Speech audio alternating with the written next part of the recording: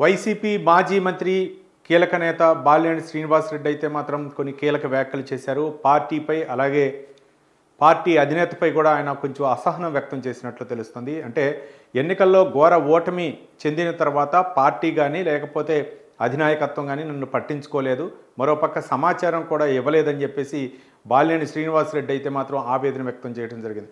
గతంలో వైఎస్ రాజశేఖర రెడ్డి హయాంలో అవ్వచ్చు, తర్వాత వైఎస్ జగన్ హయాంలో అవ్వచ్చు, ఆయన అయితే మాత్రం కీలక నేతగా ఉన్నారు.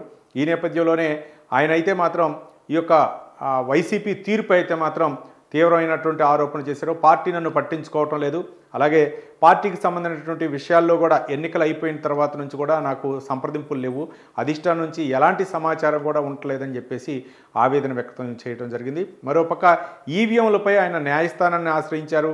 దీంతో మాక్ పోలింగ్ అక్కడ నిర్వహించే విధంగా అయితే మాత్రం ఎన్నికల అధికారులు ఏర్పాట్లు చేశారు. అయితే దాన్ని కాదు, గతంలో జరిగినటువంటి ఓట్ల లెక్కింపు కావచ్చు, లేకపోతే ఈవీఎంలు వీవీప్యాట్లను లెక్కించాలని చెప్పేసి ఆయన మరొకసారి న్యాయస్థానాన్ని అయితే ఆశ్రయించారు.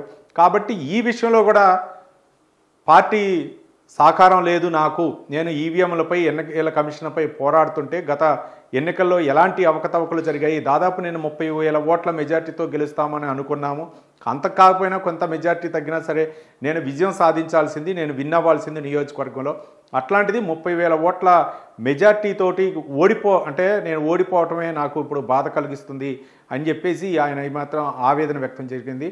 మొత్తానికి వైసీపీ అయితే మాత్రం దూరంగా పెట్టినటువంటి నేతల్లో బాలినేని శ్రీనివాసరెడ్డి కూడా ఒకళ్ళు. కాబట్టి మరి ఆయన త్వరలో జనసేన పార్టీలోకి వెళ్తారనేటువంటి ఊహాగానాలకు కూడా ఆయన స్పందించడం జరిగింది. గతంలో కూడా జనసేన పార్టీలోకి వెళ్తానని చెప్పేసి ఊహాగానాలు వచ్చాయి, కానీ అదే వెళ్ళే పరిస్థితి లేదని చెప్పేసి బాలినేని శ్రీనివాసరెడ్డి చెప్పడం జరిగింది. ఇక ఆయనపై భూ ఆరోపణలు, ఆక్రమించారు, భూ కబ్జాలు చేసేటువంటి ఆరోపణలు వచ్చాయని చెప్పేసి మీడియా ప్రశ్నించగా ఆయన దానికి కూడా సమాధానం ఇచ్చారు.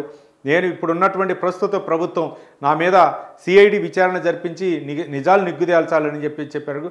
ఇవన్నీ కూడా అంటే ప్రభుత్వం ఎలాంటి కేసులు పెట్టినా ఏ విధమైనటువంటి చర్యలు తీసుకున్నా నాకు ఇబ్బంది లేదు, కానీ పార్టీ పట్టించుకోకపోవటం, వైసీపీ పట్టించుకోకపోవటం, ముఖ్యంగా జగన్మోహన్ రెడ్డి నన్ను పట్టించుకోకపోవటమే బాధగా ఉంది. గతంలోనే ఎన్నికల సమయంలో నేను పోటీ చేయను అని కూడా నేను మీడియా ముఖంగా చెప్పాను, కానీ జగన్మోహన్ రెడ్డి పిలిచి టికెట్ ఇచ్చి పోటీ చేయాలని చెప్పడంతో నేను పోటీ చేశానని చెప్పేసి బాలినేని శ్రీనివాసరెడ్డి చెప్పడం జరిగింది. మొత్తానికి వైసీపీలో ఏం జరుగుతుంది అంతర్గతంగా అంటే ఎవరూ చెప్పలేని పరిస్థితి. ఇట్లా పార్టీని నమ్ముకొని ఎన్నో సంవత్సరాలు పార్టీకి త్యాగం చేసినటువంటి నాయకులు, బాలినేని శ్రీనివాసరెడ్డి లాంటి నాయకులు చాలామంది ఉన్నట్లు తెలుస్తుంది.